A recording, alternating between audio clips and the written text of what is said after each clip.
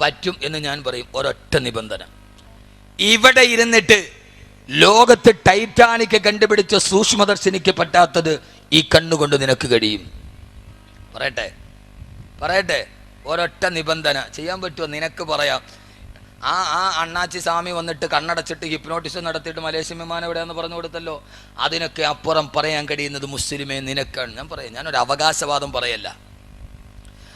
ആദരവായ പ്രവാചകൻ നബി മുഹമ്മദ് മുസ്തഫ സല്ലല്ലാഹു അലൈഹി വസല്ലമ പറയുകയാണ്, ലൗലാ അന്ന ശയാതീന യഹ്റൂമൂന അലാ ഖുലൂബി ബനി ആദം ലനളറു ഇലാ മലകൂതി സമാ. എപ്പോഴാണോ ആദമിന്റെ മക്കളുടെ ഹൃദയത്തിൽ നിന്ന് പിശാച് വെളിയിലാവുക, ആരുടെ ഹൃദയത്തിൽ നിന്നാണോ പിശാച് വെളിയിലേക്ക് പോവുക, ആ സമയത്ത് ഈ ഭൂമിയിൽ ഇരുന്നു കൊണ്ട് ലനളറു ഇലാ മലകൂതി സമാ, ആകാശത്തിന് അപ്പുറത്ത് നടക്കുന്ന രഹസ്യങ്ങൾ ഈ ഭൂമിയിൽ ഇരുന്നു കൊണ്ട് വിളിച്ചു പറയാൻ അവന് കഴിയുമെന്ന് പിശാച് ഹൃദയത്തിൽ കിടന്നിട്ടില്ലാത്ത, ഇബ്ലീസ് ഹൃദയത്തിൽ കിടന്നിട്ടില്ലാത്ത, അഭിസാരികൾ ഹൃദയത്തിൽ കിടന്നിട്ടില്ലാത്തൊരു മുത്തക്കിയായ മനുഷ്യര് ഈ ഭൂമിയിൽ ഇരുന്നിട്ട് ആകാശത്തിന്റെ ഏഴാകാശത്തിനപ്പുറം നടക്കുന്ന രഹസ്യങ്ങൾ വിളിച്ചു പറയാൻ കഴിയുമെന്ന് ആദരവായ പ്രവാചകൻ നബി മുഹമ്മദ് മുസ്തഫ, ഹബീബായ നബി മുഹമ്മദ് മുസ്തഫ, ആദരവായ പ്രവാചകൻ നബി മുഹമ്മദ് മുസ്തഫ. അങ്ങനെയുള്ള ആളുകൾ ഉണ്ടായിട്ടുണ്ട്. ബാബിലോണിൽ ഇരുന്നിട്ട് ആകാശത്തിന്റെ രഹസ്യം പറയാൻ ഇബ്രാഹിം നബി അലൈഹിസ്സലാത്തു വസ്സലാമിന് കഴിഞ്ഞിട്ടുണ്ടെങ്കിൽ, മദീനത്തെ പള്ളിയുടെ മിഹ്റാബിൽ ഇരുന്നിട്ട് നൂറുകണക്കിന് കിലോമീറ്റർ അപ്പുറം നടക്കുന്ന കാര്യം ഉമർ റളിയല്ലാഹു അൻഹുവിന് കഴിഞ്ഞിട്ടുണ്ടെങ്കിൽ, 253 യാത്രക്കാരെ കാണാൻ, അവശിഷ്ടങ്ങളെ കാണാൻ, ആകാശഭൂമികളുടെ ഇടയിലുള്ള രഹസ്യത്തെ വിളിച്ചു പറയാൻ മനുഷ്യന്റെ മനസ്സിന് കഴിയും. പക്ഷേ ഒരൊറ്റ നിബന്ധനയുള്ളൂ, അവന്റെ ഹൃദയത്തിന്റെ ഉള്ളിൽ ഇബ്ലീസ് കൂടാൻ പാടില്ല, അവന്റെ ഹൃദയത്തിന്റെ ഉള്ളിൽ പിശാച് കൂടുകെട്ടാൻ പാടില്ല, അവൻ മദ്യത്തിന്റെ അടിമയാവാൻ പാടില്ല, അവൻ മദിരാസിയുടെ അടിമയാവാൻ പാടില്ല, അവൻ അശ്ലീലതകൾ പറയാൻ പാടില്ല, അവൻ ജീവിതത്തിൽ വിശുദ്ധി കാത്തു സൂക്ഷിക്കുന്നവനായിരിക്കണം. അവന്റെ ഹൃദയത്തിന്റെ ഉള്ളിൽ, അവന്റെ ശരീരത്തിന്റെ ഉള്ളിൽ ഒരു തുള്ളി ഹറാമ് പോലും കിടക്കാൻ പാടില്ല. അവരാണ് മഹാന്മാര്, അല്ലാതെ കെട്ടിപ്പൊക്കി ഉണ്ടാക്കിയ വിഗ്രഹങ്ങളല്ല. 1000 പേര് പുറകിൽ നിന്ന് തക്ബീർ വിളിച്ചിട്ട് കറാമത്ത് നെറ്റ്വർക്കായിട്ട് പ്രചരിപ്പിച്ചിട്ട് മഹാനാവരല്ല. മഹാനാരെന്നറിയോ? ആ മനുഷ്യന് ഏറ്റവും വലിയ അത്ഭുതം കഴിഞ്ഞെങ്കിൽ അതാണ് സയ്യിദുനാ ഉമർ ഇബ്നുൽ ഖത്താബ് റളിയല്ലാഹു തആല അൻഹു. ഇതെന്തൊരു മനുഷ്യനാണ്! കാരണം ആ മനുഷ്യൻ ജീവിച്ചത് അങ്ങനെയാണ്. നിങ്ങൾക്കറിയോ, ഉമർ റളിയല്ലാഹു തആല അൻഹുവിന്റെ പ്രിയപ്പെട്ട മകൻ ഒരു ദിവസം പെരുന്നാളിന് അന്ന് തലേ ദിവസം രാത്രി, പിറ്റേ ദിവസം പെരുന്നാളാണ്, നിസ്കാരം കഴിഞ്ഞ് റമളാനിലെ നോമ്പും കഴിഞ്ഞ് പെരുന്നാളിന്റെ ദിവസം തലേ ദിവസം രാത്രിയായി നമ്മുടെ മക്കൾക്ക് നമ്മൾ വസ്ത്രം വാങ്ങിച്ചു കൊടുക്കുന്ന, നമ്മുടെ മക്കൾക്ക് നമ്മൾ പുതിയ ഉടുപ്പുകൾ വാങ്ങിക്കുന്ന സമയം മകനായ അബ്ദുല്ലാഹി ഇബ്നു ഉമർ വന്നിട്ട് ഉപ്പയോട് പറഞ്ഞു, ഉപ്പാ നാളെ പെരുന്നാളിന്റെ ദിവസമാണ്, പക്ഷേ ഈ മകനിടാൻ ഒരു പുതിയ വസ്ത്രം പോലും ഇല്ല ഉപ്പാ. 62 പ്രാവശ്യം കീറിയിട്ട് തുന്നിക്കളഞ്ഞ് വസ്ത്രം കാണിച്ചിട്ട് ഉപ്പയോട് പറയുകയാണ് മകന്.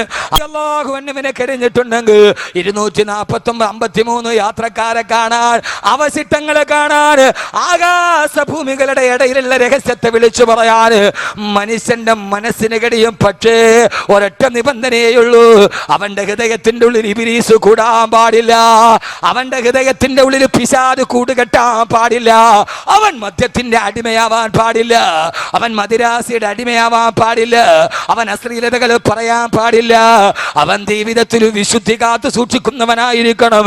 അവന്റെ ഹൃദയത്തിന്റെ ഉള്ളിൽ, അവന്റെ ശരീരത്തിന്റെ ഉള്ളിൽ ഒരു തുള്ളി ഹറാമ് പോലും കിടക്കാൻ പാടില്ല. അവരാണ് മഹാന്മാര്, അല്ലാതെ കെട്ടിപ്പൊക്കി ഉണ്ടാക്കിയ വിഗ്രഹങ്ങളല്ല. 1000 പേര് പുറകിൽ നിന്ന് തക്ബീർ വിളിച്ചിട്ട് കറാമത്ത് നെറ്റ്വർക്കായിട്ട് പ്രചരിപ്പിച്ചിട്ട് മഹാനാവരല്ല. മഹാനാരെന്നറിയോ? ആ മനുഷ്യന് ഏറ്റവും വലിയ അത്ഭുതം കഴിഞ്ഞെങ്കിൽ അതാണ് സയ്യിദുനാ ഉമർ ഇബ്നുൽ ഖത്താബ് റളിയല്ലാഹു റളിയല്ലാഹു തആല അൻഹു ഇതെന്തൊരു മനുഷ്യനാണ്. കാരണം ആ മനുഷ്യൻ ജീവിച്ചത് അങ്ങനെയാണ്. നിങ്ങൾക്കറിയോ, ഉമർ റളിയല്ലാഹു തആല അൻഹുവിന്റെ പ്രിയപ്പെട്ട മകൻ ഒരു ദിവസം പെരുന്നാളിന് അന്ന് തലേ ദിവസം രാത്രി, പിറ്റേ ദിവസം പെരുന്നാളാണ്, നമസ്കാരം കഴിഞ്ഞ് റമളാനിലെ നോമ്പും കഴിഞ്ഞ് പെരുന്നാളിന്റെ ദിവസം തലേ ദിവസം രാത്രിയായി നമ്മുടെ മക്കൾക്ക് നമ്മൾ വസ്ത്രം വാങ്ങിച്ചു കൊടുക്കുന്ന, നമ്മുടെ മക്കൾക്ക് നമ്മൾ പുതിയ ഉടുപ്പുകൾ വാങ്ങിക്കുന്ന സമയം മകനായ അബ്ദുല്ലാഹി ഇബ്നു ഉമർ വന്നിട്ട് ഉപ്പയോട് പറഞ്ഞു, ഉപ്പാ നാളെ പെരുന്നാളിന്റെ ദിവസമാണ്, പക്ഷേ ഈ മകനിടാൻ ഒരു പുതിയ വസ്ത്രം പോലും ഇല്ല ഉപ്പാ. 62 പ്രാവശ്യം കീറിയിട്ട് തുന്നിക്കളഞ്ഞ് വസ്ത്രം കാണിച്ചിട്ട് ഉപ്പയോട് പറയുകയാണ് മകന്. ആ മകൻ പറഞ്ഞു, ഉപ്പാ നാളെ ഈ മകനിടാൻ പെരുന്നാളിന് ഉടുപ്പില്ല. പ്രിയപ്പെട്ട സഹോദരങ്ങളെ, ഈ മനുഷ്യനാരെന്നറിയോ? ആ സമയത്ത് സൈപ്രസ് മുതൽ മൊറോക്കോ വരെ ഈ മനുഷ്യന്റെ ഭരണത്തിന്റെ കീഴിലാ. അപ്പൊ ഉമർ റളിയല്ലാഹു തആല അൻഹു മൊറോക്കോ മുതൽ സൈപ്രസ് വരെ ഈ മനുഷ്യന്റെ കീഴിലാ. മകൻ വന്നിട്ട് തലേ ദിവസം രാത്രി വരെ, ഉപ്പ നാളെ പെരുന്നാളാണ്, ഉടുക്കാൻ വസ്ത്രമില്ല. ഇങ്ങനെ ജീവിച്ച മനുഷ്യനെ ഇതൊക്കെ പറയാൻ പറ്റുമോ? അഹമ്മദ് കബീറിന് പറയാൻ പറ്റണമെന്നില്ല. ഇങ്ങനെ ജീവിച്ച മനുഷ്യന് പറയാൻ പറ്റും. നിങ്ങളങ്ങ് നിഷേധിക്കുക എന്ന് പറയാൻ പറ്റൂല എന്ന്. ചില ആളുകൾക്ക് തലയ്ക്ക് വട്ടുകൂടിയപ്പോൾ അവരതിനെ നിഷേധിച്ചു. ചില ആളുകൾക്ക് തലയ്ക്ക് ഭ്രാന്ത് കൂടിയപ്പോൾ അവരതിനെ അങ്ങ് പാടെ നിഷേധിച്ചു കളഞ്ഞു. ഇവിടെ ഇരുന്നിട്ട് പറയും ആകാശത്തിന്റെ മുകളിലിരിക്കുന്ന കാര്യം മനുഷ്യൻ പറയും, മലക്കല്ല മനുഷ്യൻ പറയും. ഉറപ്പാ. അള്ളാഹു ബോധം തരട്ടെ. പക്ഷെ അവൻ ആരായിരിക്കണം? പിശാച് അവന്റെ ഹൃദയത്തിൽ ഉണ്ടാവാൻ പാടില്ല. അതാണ് ഈ മനുഷ്യൻ. ഉമർ റളിയല്ലാഹു തആല അൻഹു. ഉമർ റളിയല്ലാഹു തആല അൻഹു. എന്റെ പ്രിയപ്പെട്ട സഹോദരങ്ങളെ, ഉമർ റളിയല്ലാഹു തആല അൻഹു തന്റെ ഖജനാവ് സൂക്ഷിപ്പുകാരന് കത്തെഴുതുകയാണ്. എൻ്റെ മകൻ വരുന്നുണ്ട്, 4 ദീനാർ എൻ്റെ മകനൊന്ന് കടം കൊടുക്കണം. 1 മാസം കഴിഞ്ഞിട്ട് ഞാൻ എൻ്റെ ശമ്പളത്തിൽ നിന്ന് തിരിച്ചയച്ചു കൊള്ളാം. ആരാ എഴുതുന്നതാരാ? രാജാവ്, മുഖ്യമന്ത്രി, പഞ്ചായത്ത് പ്രസിഡന്റ് കത്തെഴുതുകയാ. എൻ്റെ മകന് 4 ദീനാർ കൊടുക്കണം. എൻ്റെ ഇപ്രാവശ്യത്തെ ശമ്പളത്തിൽ നിന്ന് ഞാനത് പൊതുമുതലിലേക്ക് തിരിച്ചടിച്ചു കൊള്ളാം. മകൻ പോയിട്ട് കത്ത് കൊടുത്തു. ഖജനാവിന്റെ സൂക്ഷിപ്പുകാരൻ വായിച്ചിട്ട് തിരിച്ച് കത്തെഴുതി, റളിയല്ലാഹു തആല അൻഹു, നിങ്ങൾ പറഞ്ഞതുപോലെ 4 ദീനാർ നിങ്ങളുടെ മകന് കടം കൊടുക്കാൻ സാധ്യമല്ല. എന്താ കാര്യമെന്നറിയോ? ഒരാൾ ജാമ്യമില്ലാതെ പൈസ കടം കൊടുക്കരുതെന്ന് നീ ഞങ്ങളോട് ഉത്തരവിട്ടിട്ടുണ്ട്. നീ പറഞ്ഞു വിട്ട ഈ കടത്തിന് ജാമ്യക്കാരനില്ല. രണ്ടാമത് നീ എഴുതിയരണ്ട, 30 ദിവസം കഴിഞ്ഞിട്ട് ഇത് തിരിച്ചു കൊടുക്കാമെന്നല്ലേ. 30 ദിവസം വരെ ജീവിച്ചിരിക്കുമെന്ന്. ഉമറേ, നിനക്കെന്താണ് ഉറപ്പുള്ളത്? ഉമറേ, നിനക്കെന്താണ് ഉറപ്പുള്ളത്? ആ കത്ത് തിരിച്ചയച്ചു ഖജനാവിന്റെ കാവൽക്കാരൻ. സഹോദരങ്ങളെ, ഇതെവിടെയാ പറയുക? തനിക്ക് വിളമ്പിയ ചമ്മന്തിയിൽ ഉപ്പ് കുറഞ്ഞതിന്റെ പേരിൽ കേരള ഹൗസിലെ പാചകക്കാരനെ പിരിച്ചുവിട്ട ആളുകൾ നാട് ഭരിച്ച നാട്ടിലാണ് ഞാൻ ഈ വർത്തമാനം പറയുന്നത്. ആ സമയത്ത് ചമ്മന്തിക്ക് ഉപ്പ് കുറഞ്ഞതിന്റെ പേരിൽ കുശിനിക്കാരനെ പിരിച്ചുവിട്ട ആളുകൾ കേരളം ഭരിച്ച നാട്ടിലാണ് ഞാൻ ഈ കഥ പറയുക. ആ കത്ത് കിട്ടിയ ഉടനെ പൊട്ടിക്കരഞ്ഞു പോയി സയ്യിദുനാ ഉമർ ഇബ്നുൽ ഖത്താബ് റളിയല്ലാഹു തആല അൻഹു. അല്ലാഹുവേ, അല്ലാഹുവേ, അല്ലാഹുവേ, ഇതേപോലെ ഉമറിനെ തെറ്റുപറ്റുമ്പോ തെറ്റ് തിരുത്താൻ പറ്റുന്ന കീഴുദ്യോഗസ്ഥര് എനിക്ക് നീ നൽകിയല്ലോ അല്ലാ എന്ന് പറഞ്ഞിട്ടെന്ന് പൊട്ടിക്കരഞ്ഞു സയ്യിദുനാ ഉമർ ഇബ്നുൽ ഖത്താബ് റളിയല്ലാഹു തആല അൻഹു. സയ്യിദിന ഉമർ ഇബ്നുൽ ഖത്താബ്. പിന്നീട് നമ്മൾ ഉമറിനെ കുറിച്ച് ചരിത്രത്തിൽ കേട്ടത് റളിയല്ലാഹു അൻഹു. ഇന്നത്തെ പ്രസംഗത്തിന്റെ കണ്ടന്റ് ഇവിടെയാണ്. ഉമറിന് രാത്രിയിൽ ഉറക്കമില്ല. ഖലീഫ ആയിരുന്നപ്പോൾ രാത്രിയിൽ ഉറക്കമില്ലാതെ ഇങ്ങനെ നടന്നു. എന്തിനാ നടന്നേ? ആ രാത്രിയിൽ ഉറക്കമില്ലാതെ ഇങ്ങനെ ഉമർ റളിയല്ലാഹു തആല അൻഹു പാവങ്ങൾക്ക് ഭക്ഷണം കൊടുത്തും ഗർഭിണിയുടെ പ്രസവം എടുത്തും ഇങ്ങനെ ജീവകാരുണ്യ പ്രവർത്തനം ചെയ്ത് നടന്നു സയ്യിദുനാ ഉമർ ഇബ്നുൽ ഖത്താബ്. സയ്യിദുനാ ഉമർ ഇബ്നുൽ ഖത്താബ് റളിയല്ലാഹു തആല അൻഹു എന്തിനാ ചെയ്തത്? നിങ്ങൾക്കൊരു ഉമറിന്റെ ജോലി എന്താ? റളിയല്ലാഹു വല്ലാത്ത ജോലിയാ ചെയ്തത്, വല്ലാത്ത ജോലി.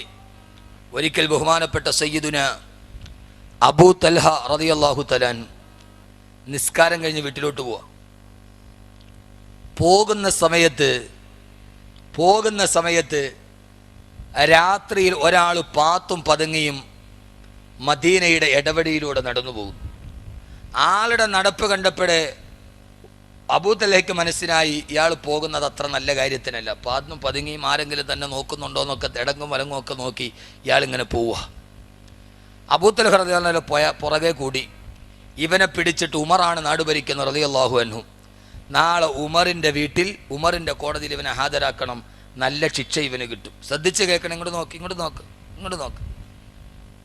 അപ്പോ അങ്ങനെ പുറകെ നടക്കുക. ഉമർ നാട് ഭരിക്കുമ്പോഴും ഇമാതിരിയുള്ള ആളുകളോ അവൻ്റെ പോക്ക് കാണുമ്പോൾ അറിയാം. ഇങ്ങനെ നമ്മളിപ്പോൾ നിങ്ങളൊന്ന് ആലോചിച്ച് നോക്കി, നമ്മൾ ഇശാ നിസ്കാരമൊക്കെ കഴിഞ്ഞ് ഹദ്ദാദും കഴിഞ്ഞ്, അതിപ്പോൾ പറഞ്ഞ ആർക്ക് മനസ്സിലാവാൻ വേണ്ട, സെക്കൻഡ് ഷോ കഴിഞ്ഞിട്ട് ഇശായി ഹദ്ദാദും പറഞ്ഞ ആർക്കനെ ഹദ്ദാദ് അതെന്തൊരു സാധനം ഒക്കെ നമുക്കും വല്ലതും അറിയൂ. നമുക്ക് ഈ ജീവിതത്തിൽ ഒരു സാധനം ഇന്നവരെ നമുക്കറിഞ്ഞു. ഇശാ നിസ്കാരം കഴിഞ്ഞ ഹദ്ദാദ് എന്ന് പറഞ്ഞാൽ അറിയാവുന്ന ചെറുപ്പക്കാർ എത്ര പേരുണ്ട്? ഒരാൾ പോലും ഇല്ല. എൻ്റെ പ്രിയപ്പെട്ട സഹോദരങ്ങളെ, അതൊക്കെ പോയി നമ്മളൊക്കെ അതപ്പതിച്ച് അധപ്പതനത്തിൻ്റെ അധമഭാവ തലങ്ങളിലേക്ക് നമ്മൾ കുപ്പുകുത്തി. നമ്മൾ ചൊല്ലേണ്ടതൊന്നും ചൊല്ലൂല, പറയേണ്ടതൊന്നും പറയൂല. നമ്മളൊരുമാതിരി മിനുക്ക മുസൽമാനായി എന്ന് പറഞ്ഞാൽ കയ്യിൻ്റെ ഈ ഇട്ടിരിക്കണ ബട്ടൺ അഴിക്കാതെ ഒളിവെടുക്കാൻ വല്ല മസല ഉണ്ടെങ്കിൽ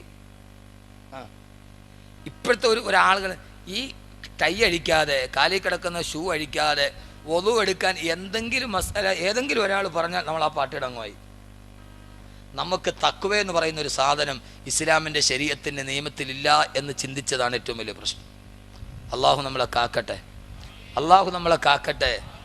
നമ്മളൊക്കെ നല്ല ആളുകളാ. പൊന്നു മോനെ, നിസ്കാരത്തിൻ്റെ തഴമ്പിന് എന്താ കുറവല്ലോ ഉണ്ടോ? ഒരു കുറവുമില്ല. ആ വഅ്ലിന് കേൾക്കാൻ വരുന്നവരെല്ലാം മുത്തക്കീങ്ങളാ. ഞാൻ ഈ അടുത്ത സമയത്ത് കഴിഞ്ഞ ഫെബ്രുവരി 8-ാം തീയതി മലപ്പുറം ജില്ലയിലെ കൊപ്പത്ത് സംസാരിച്ചു. ക്യാൻസർ ഖുർആനിലൂടെ മോചനം എന്ന വിഷയം. ലോകാവസാനത്തിന് ശേഷം എല്ലാവരും വളരെ ശ്രദ്ധയോടെ കേട്ട 80,000-ത്തിലധികം ആളുകൾ ആ സദസ്സിൽ, അതിൽ 300 ക്യാൻസർ രോഗികളുണ്ട് ആ സദസ്സിൽ. ക്യാൻസർ ഖുർആനിലൂടെ മോചനം കാസറ്റ് ഉടനെ തന്നെ വെളിയിലിറങ്ങും. അപ്പോൾ അത് കേട്ട ആളുകളുടെ ആവശ്യപ്രകാരം അത് ഒന്നുകൂടി വിപുലീകരിച്ച് കുറച്ചുകൂടി പഠിച്ച് ഈ 3-ാം തീയതി മലപ്പുറം ജില്ലയിലെ അരീക്കോട് പ്രസംഗം ഒന്നുകൂടി നടത്തുക, റിവൈൻഡ് ചെയ്യുക, എല്ലാവരും ആഗ്രഹപ്രകാരം. അപ്പോൾ ആ സദസ്സിൽ ക്യാൻസറിനെ കുറിച്ച് പറഞ്ഞ ആളുകളൊക്കെ കരഞ്ഞ് വലിയൊരവസ്ഥയിലിരിക്കുക. ആ സമയത്ത് ദുആയ്ക്ക് വേണ്ടി ചോദിച്ചപ്പോൾ ഒരു സഹോദരി എൻ്റെ കയ്യിലൊരു പേപ്പർ എഴുതി തന്നു. ഇത് നടന്ന സംഭവമാണ്, മുബാലകത്തല്ല, നടന്ന മുമ്പ് എഴുതി തന്നു. അതിനകത്ത് ആവശ്യം എന്താണെന്നറിയാവോ?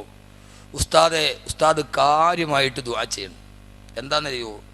എൻ്റെ ഭർത്താവിന് ഒരേ സമയത്ത് 4 സ്ത്രീകളുമായിട്ട് അവിഹിത ബന്ധമുണ്ട്.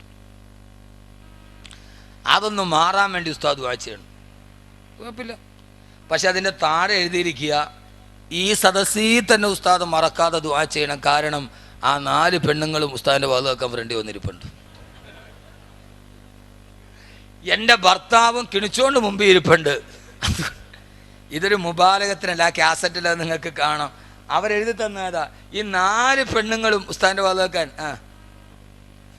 ഫ്രണ്ട് ഇരിപ്പുണ്ട്. ഈ പറയണ മുത്തക്കിയായ ഭർത്താവും.